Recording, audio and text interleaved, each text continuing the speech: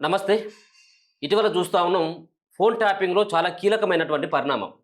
ముఖ్యంగా కల్వకుంట్ల కుటుంబంలో ఉన్నటువంటి అందరిని వ్యక్తులని విచారించడం జరిగింది. ఆ ట్యాపింగ్‌లో ఎవరెవరున్నారు? సో, ఎంతమంది పాత్ర ఉంది? ఈ ట్యాపింగ్ గల కారణాలపైన సిట్ ఇప్పటికే విచారణ పూర్తి చేసింది. సో, మరోసారి కేసీఆర్‌ని ఏమైనా పిలిచేటువంటి అవకాశం ఉంటుందా?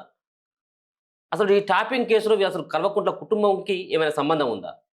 సో, ఈ ట్యాపింగ్ విషయంలో అందరికంటే ముందు అలర్ట్ అయింది, కేసు పెట్టింది కూడా ఒక వ్యక్తి. ఆ వ్యక్తి మన ముందున్నాడు.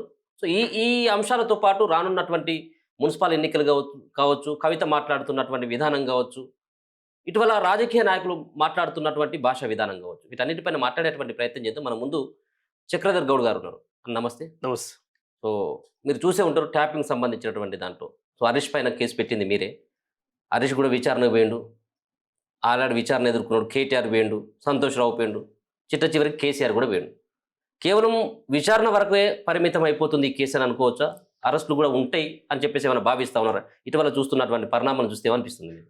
ఇప్పుడు అరెస్ట్ అనేది బాధితులను కోరుకున్నప్పటికీ దీనిపైన పొలిటికల్ ఇన్ఫ్లుయెన్స్ ఎంత ఉంటుందో మనకు తెలియదు. ఇప్పటికే 2 ఏళ్ళు దాటిపోయింది మనము ఈ కేసు అనబట్టికి. చాలా మందికి ఈ మధ్య కేటీఆర్ ఏమంటుండంటే ఫోన్ ట్యాపింగ్ కొట్టేసిరు, ఒక అబ్బాయి సిద్దిపేట అతను కేసు పెడితే సుప్రీంకోర్టులో కొట్టేసిరు. సుప్రీంకోర్టులో మీకు ఆ లాయర్ కూడా సరిగా చెప్తుండో లేదో తెలియదు. కానీ యాక్చువల్గా మీరు చేసిన దుర్మార్గంలో ఒక పార్ట్ చక్రధర తీసుకెళ్ళి ఒక ప్రైవేట్ కేసు వేయడం జరిగింది. ఆ ప్రైవేట్ కేసు హైకోర్టులో కొట్టుడు పోయింది. తర్వాత దాన్ని తీసుకెళ్ళి సుప్రీంకోర్టులో పెడితే అది కొట్టుడు పోయింది. నీకు ఫోన్ ట్యాపింగ్ కేసు ఏం కొట్టుడు పోలేదు. ఫోన్ ట్యాపింగ్ అనేది ఒక పెద్ద సబ్జెక్టు, అది అలాగే ఉంది. ఇప్పుడు మీరు ఫోన్ ట్యాపింగ్లో ఎంతమంది చేశారో దాంట్లో చక్రధర్ కూడా ఆల్రెడీ అప్పుడున్న రాధాకిషన్ రావు కానీ ఇంకా సమ్ పోలీస్ ఆఫీసర్స్ కన్ఫెషన్ చెప్పారు, మీరే చేయించారని చెప్పారు. ఎందుకంటే వాళ్ళకు అవసరం లేని విషయం. ఇవాళ ఆఫీసర్లను తీసుకొచ్చి బలి చేసిందే మీరు. మాకేం తప్పు తెలియదు, మమ్మల్ని విచారణకు పిలుస్తారా? కేసీఆర్ని కేసీఆర్ ఏందే ఎవరినైనా పిలుస్తారు. ఎన్నిసార్లు పిలుస్తే అన్నిసార్లు పోవాలి. వచ్చేటప్పుడు హంగామా, పోయేటప్పుడు ఒక హంగామా. మేము చేసినామా ఎప్పుడన్నా హంగామా దింగానా? మేము ఎప్పుడన్నా పోయిన ఆటో అరెస్టులు తెచ్చుకున్నామా? దమ్ము ధైర్యం ఉంటే తప్పు చేయనోడైతే సింగిల్గా వచ్చి సింగిల్గా పోవాలి.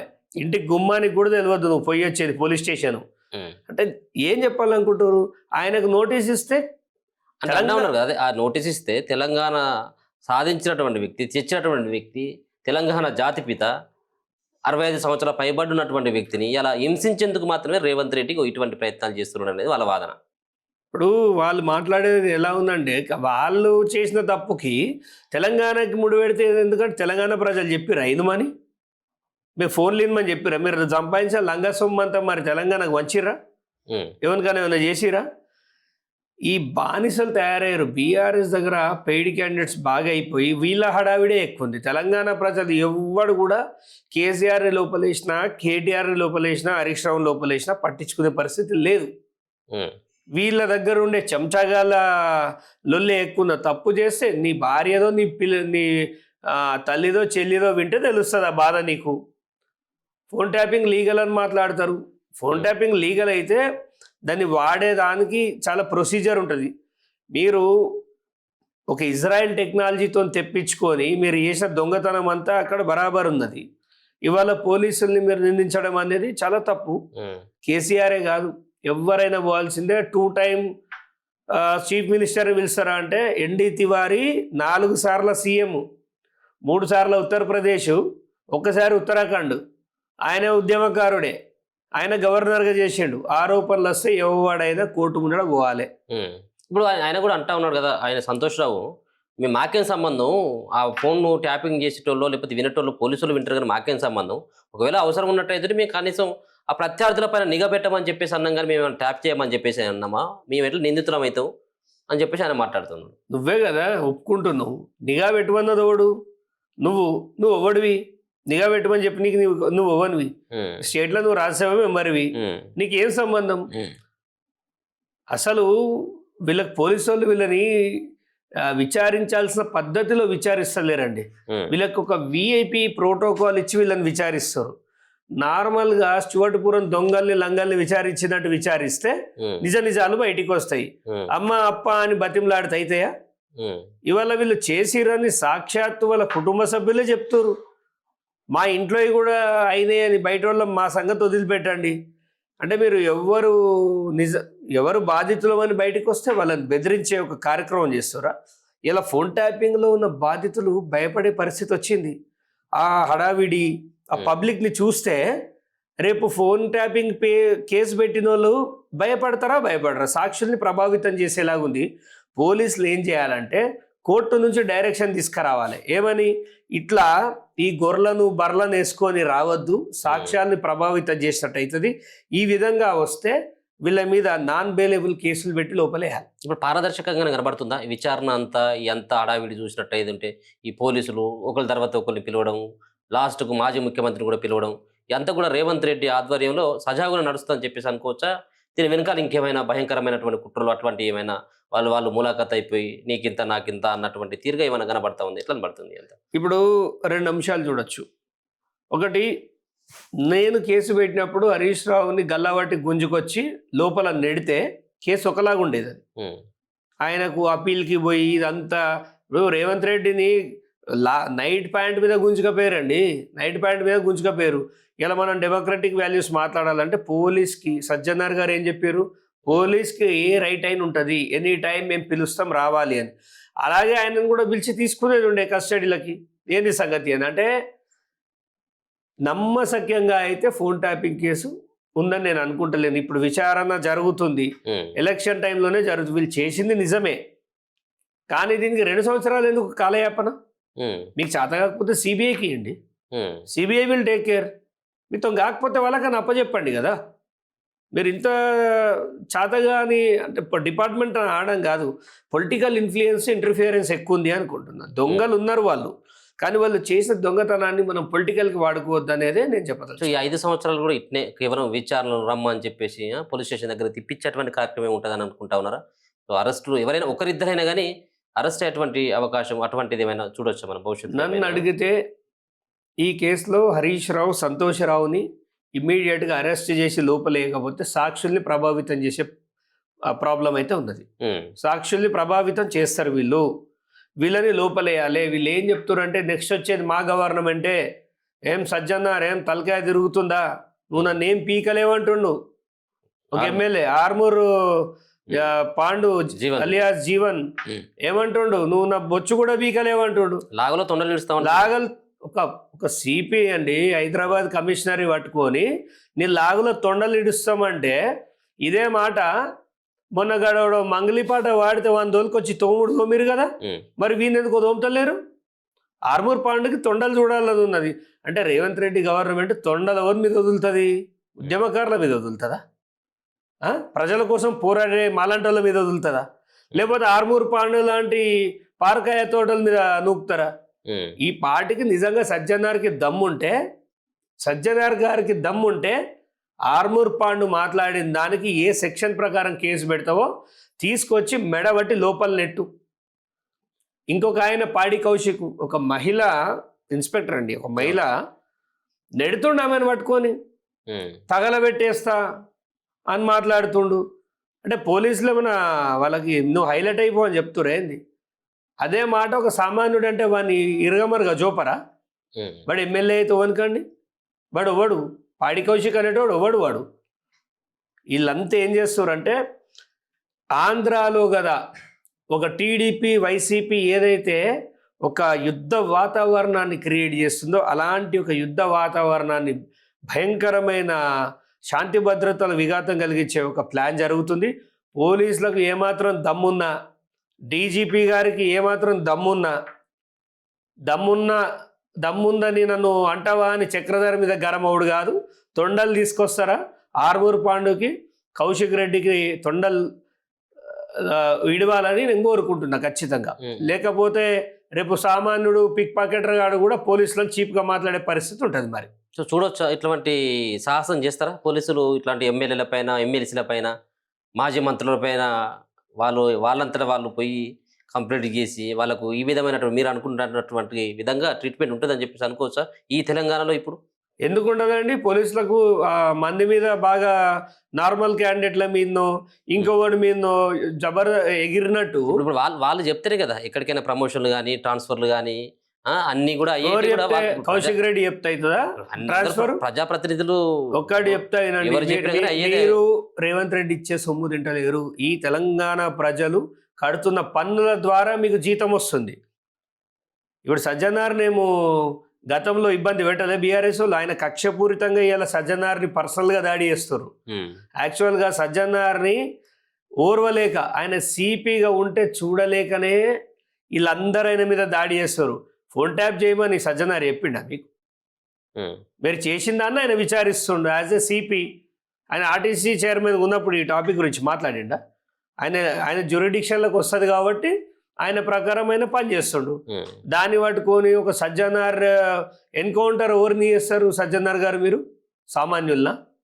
ఆర్మూర్ పాండ్ కానీ చేసేయండి ఎన్కౌంటర్.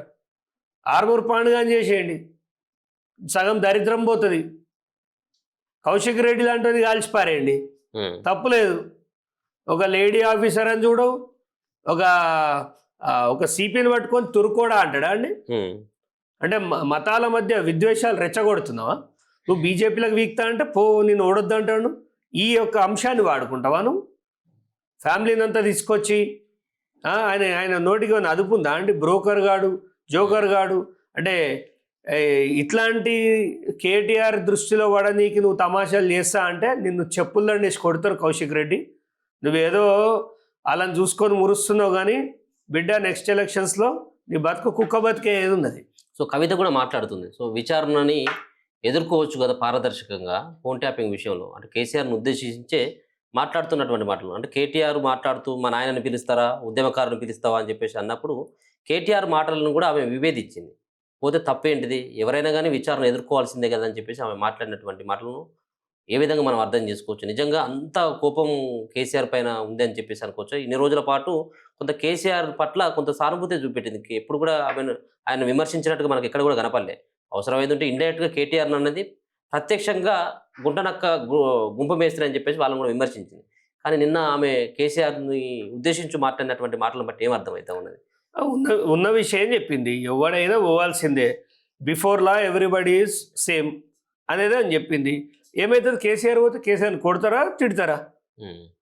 మీరే కదా. ఇప్పుడు మీరు ముచ్చమటలు పట్టించేటోళ్ళే కదా అయ్య కొడుకులు.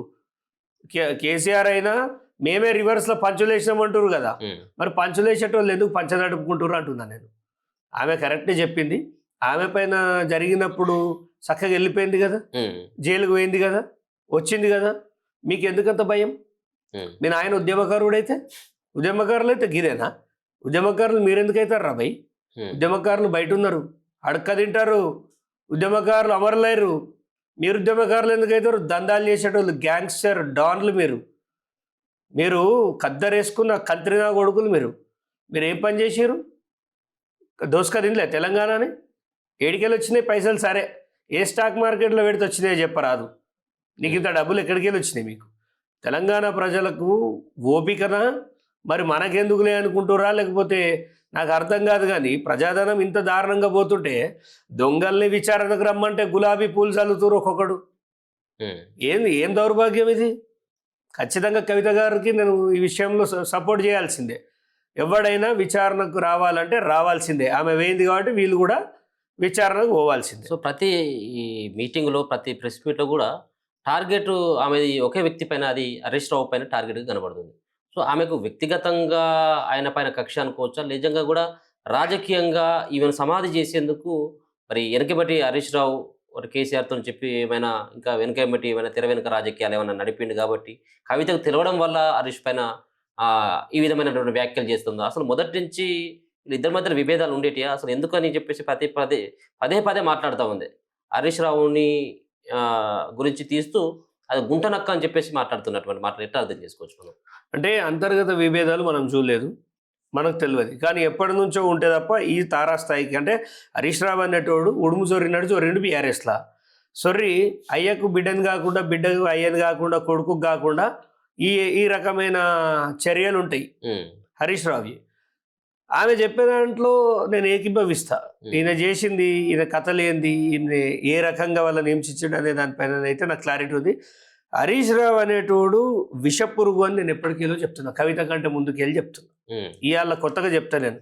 ఆడు గుంటనక్క, మోసకారి, నమ్మొద్దు, బీజేపీలోకి పోతాడని ఫస్ట్ చెప్పింది నేను. హరీష్ రావు వాళ్ళ మనుషులు ఏం మాట్లాడుతున్నారండి ఇవాళ కవితను పట్టుకొని? మరి కొంచెమైనా సిగ్గుండాలి ఆ పార్టీ నాయకులకు. మొన్నటిదాకా అక్క అక్క అని వెనక తిరిగిన వాళ్ళకి సిగ్గు లేదా? ఏం మాట్లాడుతున్నారు చూసిరా ఫేస్బుక్లో? హరీష్ రావు మనుషులు పెడుతురు. హరీష్ రావు మనుషులు సిద్దిపేటలో కవితను బండబూతులు తిడుతురు. అరే ఆడపిల్ల ఎవరైనా కానీ బీఆర్ఎస్ కానీ బీజేపీ కానీ కాంగ్రెస్ కానీ కొంచెం మర్యాద ఉంటుంది. తనకు కుటుంబం ఉంటుంది, భర్త పిల్లలు ఉంటారు. నీకు కౌన్సిలర్ టికెట్ కోసము, ఎంపీటీసీ టికెట్ కోసము ఒక ఆడపిల్లని మాట్లాడుతున్నావు. ఇదే అరవి నాయకుడు నీకు నేర్పింది? అవు హరీష్ రావు చెప్పనే పెడతారా ఇల్లంతా? హరీష్ రావు కన్నా సిగ్గుండాలి కదా. హరీష్ రావు చెప్పాలి కదా, ఇట్లా పెట్టకూర్రా, ఇట్లా పెట్టే నన్ను సుప్రీంకోర్టు దాకా లాగి. హరీష్ ఎందుకున్నాడని చెప్పేసి అనుకోవచ్చు. హరీష్ సార్లు ఆమె విమర్శించినప్పుడు ఇక్కడ కూడా ఆయనే వీటిని పట్టించుకున్నట్టుగా కనబడ్డాడు. ఇక్కడ బహిరంగంగా నన్ను ఎందుకు అంటున్నావు అని చెప్పేసి. అందుకే కదా గుంటనక్క అంటుంది, అందుకే గుంటనక్క అంటుంది. గుంటనక్క కేశాలే ఉంటాయి.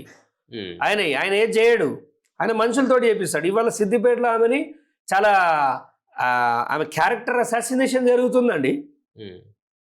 కేసీఆర్ బిడ్డ కనీసం మీ బాస్ బిడ్డరా బాబు, ఆ గౌరవం అనియండి. నువ్వు నగలెత్తుకొచ్చి నువ్వు బంగారం అయితే పీకి రా రోజు. ఏం పద్ధతి ఇది? ఒక ఆడపిల్లను అంటే బీఆర్ఎస్ వాళ్ళ జోలికి వస్తే తల్లి చెల్లి అని కూడా చూడరు. ఎవడైనా వాళ్ళకి పవరే మెయిన్ సెంటర్. సో ఇవాళ కవితను అసాల్ట్ చేస్తుంది, హరాస్ చేస్తున్న పద్ధతి చూస్తుంటే హరీష్ రావు రాను రాను ఇంకా కవిత పైన దాడి పెంచుతాడు. అవసరమైతే ఎంత దుర్మార్గానికైనా, అంటే ఇంకొకసారి బీజేపీతో ములాఖాత్ అయినా ఆమె కేసు నిలబెట్టి గెలికే పరిస్థితి అయితే ఉంటుందని. మీరేమో హరీష్ రావు ఏమో బీజేపీ వైపు చూస్తున్నాడు అనేది మీ భావన. కవిత కూడా ఒక మాట అంటుంది ప్రతిసారి కూడా, గుంటనక్క గుంపు మేస్త్రి ఒకటే, వీళ్ళిద్దరు కనుసన్నల్లోనే ఈ వ్యవహారం అంతా నడుస్తున్నది అంతా కూడా అని చెప్పేసి ఆ పార్టీతోటి ముఖ్యమంత్రి రేవంత్ రెడ్డితోటి ముడిపట్టి ఆమె చాలాసార్లు మాట్లాడినటువంటి మాటలు మనం చూస్తూ ఉన్నాం. నిజంగా అటువంటి ఇదే నడుస్తూ ఉందా? కేవలం ఈ ఫోన్ ట్యాపింగ్ విషయంలో రేవంత్ రెడ్డితో హరీష్ ములాఖాత్ అయిపోయి జస్ట్ ఏదో ప్రజల దృష్టిని మరల్చడం కోసం మాత్రమే జరుగుతుంది అనుకోవచ్చా? అటువంటిది ఏమైనా ఉంది? ఖచ్చితంగా. రీసెంట్గా బీఆర్ఎస్ అన్ని పేజీల పైన కేసీఆర్, హరీష్ రావు ఫ్యాన్ పేజెస్లలో చక్రధర్ గౌడ్ బొమ్మేసుకున్నారు.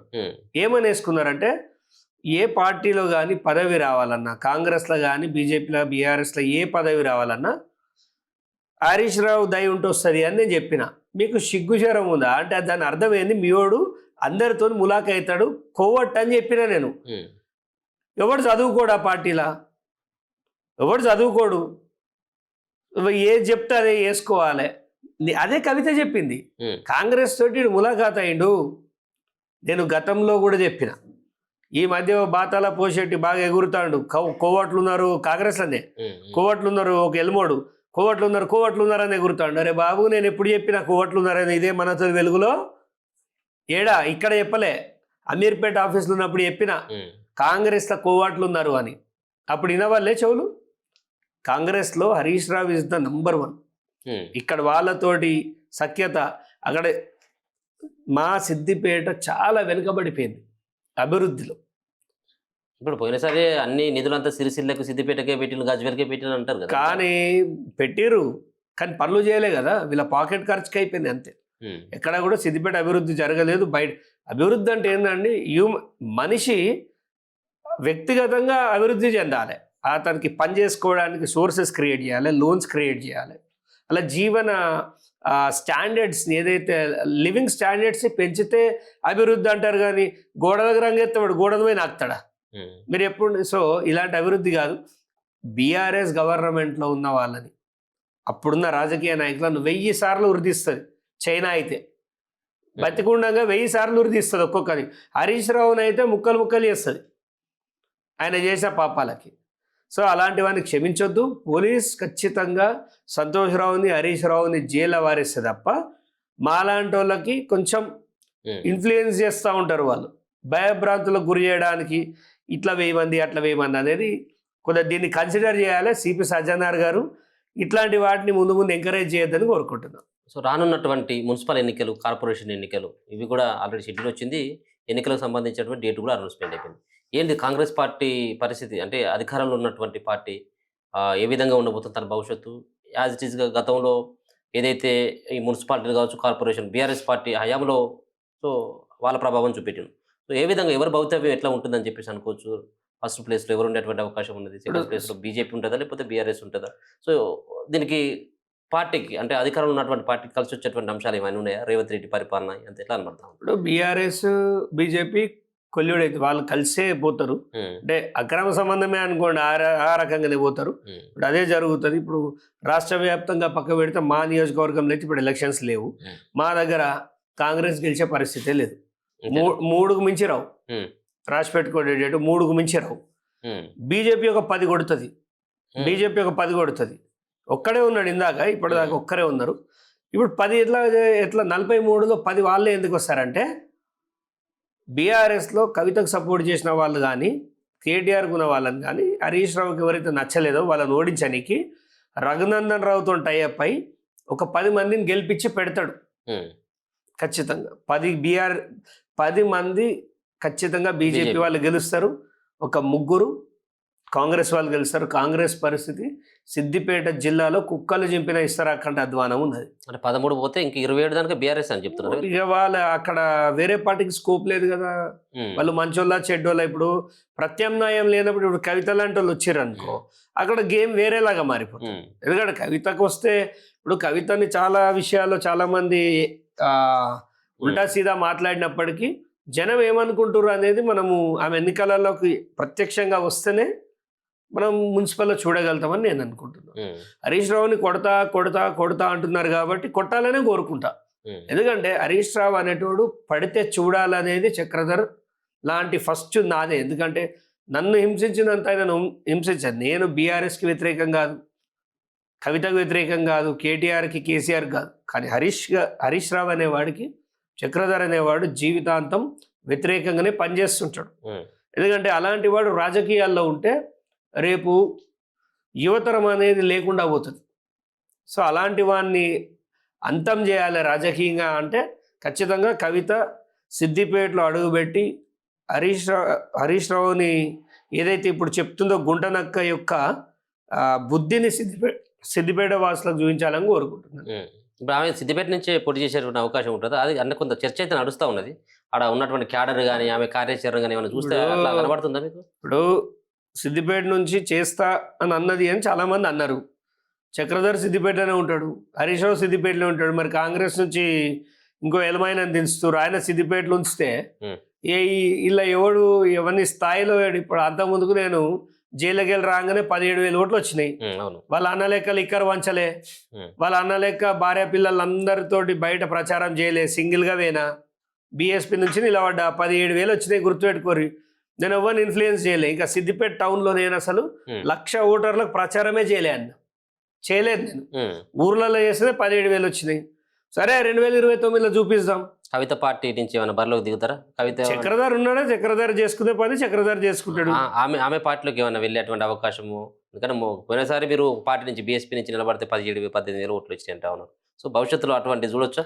ఒకటి బీసీ అని ముందుకు తీసుకొస్తా అంటే, బీసీకి పెద్దపీట వేస్తా అంటే, నిజంగా హరీష్ రావు మీ ప్రత్యర్థి అయ్యి ఆయన రోడ్డుకి ఇడుద్దామంటే చక్రధర్ ఎవరితోటైనా కలవడానికి సిద్ధంగా ఉంటాడు. దాని అర్థం ఎవరు అంటే అది ఎవరైనా కావచ్చు, ఆ సమయానికి తెలుస్తాయి. ఇప్పుడు ఎలక్షన్స్ లేవు కదా. కానీ హరీష్ రావు అనేటువంటి సిద్దిపేటలో ఖతం చేయకపోతే బీఆర్ఎస్ని ఖతం చేసే పనులనే ఉన్నాడు ఆయన ఎప్పటికైనా బీఆర్ఎస్కి థ్రెట్టే అని చెప్తాను నేను. ఆయన చాలా థ్రెట్ పర్సన్. కవితను ఒక పద్ధతి ప్రకారం కేసులో ఇరికిచ్చి జైలుకి పంపి నవ్వుకుంటూ సంబరాలు చేసుకున్న సంబరాల హరీష్ రావు ఆయనను ఖచ్చితంగా నేను అనుకుంటున్నా ఈసారి మాత్రం కొట్టాల్సిందే అని నేను దృఢ నిశ్చయం. సిద్దిపేటలో ఆయనను ఇక అంతం చేయాలనే కొద్దిగా గ్రౌండ్ వర్క్ ప్లాన్ చేస్తున్నా. ఈ నిశ్శబ్దం వెనుక ఒక వ్యూహం ఉంటుంది. ఇక తెలియని వాళ్ళు, ఇక ఆయన దగ్గర పెంపుడు కుక్కలు కొన్ని ఉంటాయి, అవి మొరిగితే నాకు వచ్చేది లేదు, పోయేది లేదు. మీరు మొరుగుతేనే నాకు పబ్లిసిటీ. ఇప్పుడు ఇద్దరికి కూడా ఉమ్మడి శత్రువు. ఇప్పుడు కవితకు శత్రువు ప్రధానంగా హరీష్ కనపడతా ఉన్నాడు. మీకు కూడా హరీష్ ప్రధానమైనటువంటి మొన్నటి దాకా ఒక గొడ్డలతో నేను కొట్టినా అన్న. ఇప్పుడు ఆమె కూడా పెద్ద గొడ్డలు తీసుకొచ్చి సంపుడు చంపుతుంది. చక్రధర్కి నేషనల్ మీడియా శాటిలైట్ లో లేకున్నా ఆమె తిడుతున్నా కానీ నాకు సంబరమే. ఆయన పడిపోవడం అనేది కావాలి, ఎందుకంటే అట్లాంటి దుర్మార్గుడు. అదే ఉమ్మడి శత్రువు ఒకరే కాబట్టి ఇద్దరు కలిసి ఏమైనా పనిచేసేటువంటి అవకాశం భవిష్యత్తు ఇప్పటి వరకు ఏం రాలే. ఆమె మిమ్మల్ని పిలవడం, మీరు ఆమె దగ్గరికి వెళ్ళలేదు, ఆమె నన్ను విలువలేదు, నేను ఆమె దగ్గరికి పోతా అని చెప్పలేదు. ఈ రెండు విషయాలు కాదంటే ఇప్పట్లో ఆమె ఇంటర్వ్యూస్ చూస్తుందా నాకేమనిపిస్తుంది అంటే, సరే చూద్దాం, ఆమె ఏదో ప్రయత్నం చేస్తుంది కదా, మనం కొట్టి పారేయడం ఎందుకు, సపోర్టెడ్గానే మాట్లాడదాం. ఎందుకంటే ఆమె అడుగులు మంచి వైపు వెళ్తున్నప్పుడు ఆమెకి కొంత ఫోర్స్గా మనము ఒక ఫ్రీలాన్సర్గా సపోర్ట్ చేసినా తప్పు లేదనే భావన నాది. బీసీ ఉద్యమం కావచ్చు, 42% రిజర్వేషన్లు కావచ్చు, ఆల్రెడీ అయిపోయినాయి. సర్పంచ్ ఎన్నికలు ఇవంతా అయిపోయినాయి, మళ్ళీ ఇప్పుడు మున్సిపల్ ఎన్నికలు. సో ఇక్కడ కూడా ఇప్పుడు కాంగ్రెస్ పార్టీ ఇచ్చినటువంటి వాగ్దానాన్ని నిలబెట్టుకున్నటువంటిది అయితే మనం ఎక్కడ కూడా చూడలేదు. మొన్న కూడా అన్యాయం చేసింది పార్టీ పరంగా అని చెప్పేసి అన్నది, దాని తర్వాత చేతులు ఎత్తేసింది. ఇప్పుడు కూడా పార్టీ పరంగా లేదు, ఏ పరంగా కూడా లేదు. ఇప్పుడు కూడా బీసీల రోడ్లో మన్ను పోసేటువంటి కార్యక్రమమే ఇలా కాంగ్రెస్ పార్టీ చేస్తూ ఉంది. ఏమైంది మీ బీసీ ఉద్యమం ఏంది, బీసీ నాయకులు ఎక్కడ వీళ్ళు, గతంలో ఉన్నటువంటి గొంతులు ఇప్పుడు ఎందుకు లేస్తలేవంటే ఏం సమాధానం చెప్తారు? ఇప్పుడు బీసీ నాయకులు చేస్తున్న అన్యాయం ఉద్యమానికి అంతా ఇంత కాదు. అవుట్డేటెడ్ నాయకులు ఉన్నారు. మంచి వాళ్ళను ముందుకొచ్చి కొట్లాడితే కులం మతం పేరు పెట్టి వాడిని పక్కకు జరుపుతున్నారు.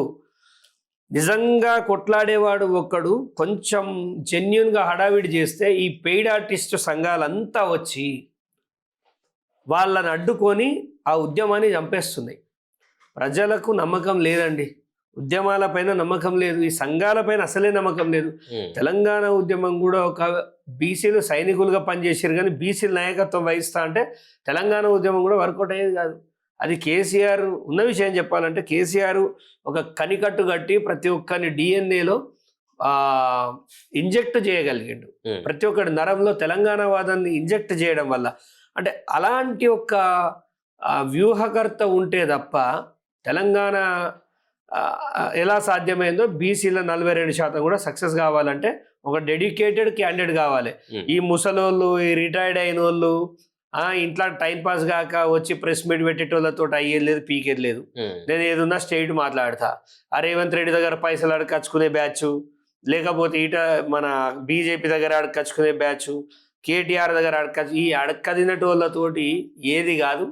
బీసీ ఉద్యమాన్ని తీసుకోవాలంటే మాలాంటి యువకులు నిజమైన నెత్తురు దారపోయడానికి సిద్ధంగా ఉన్నోళ్ళు తీసుకోవాలి. కానీ ప్రభుత్వంలో పదవులు ఎంజాయ్ చేసి గవర్నమెంట్లో రిటైర్ అయిపోయి ఐఏఎస్లను ఐపీఎస్లను వీళ్ళు ఏం చెయ్యరు, అది కాదు పోదు.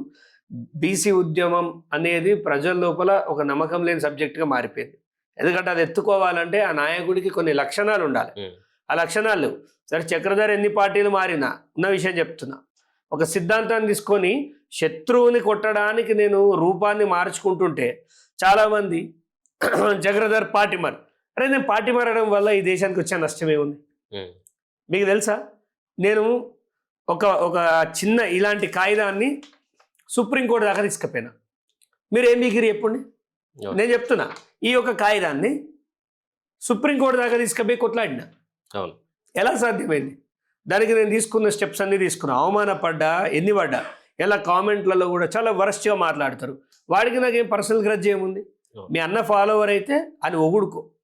అంటే యువత కూడా ఆలోచించడం బంద్ చేసి ఫాలో అవ్వడం పెట్టారు.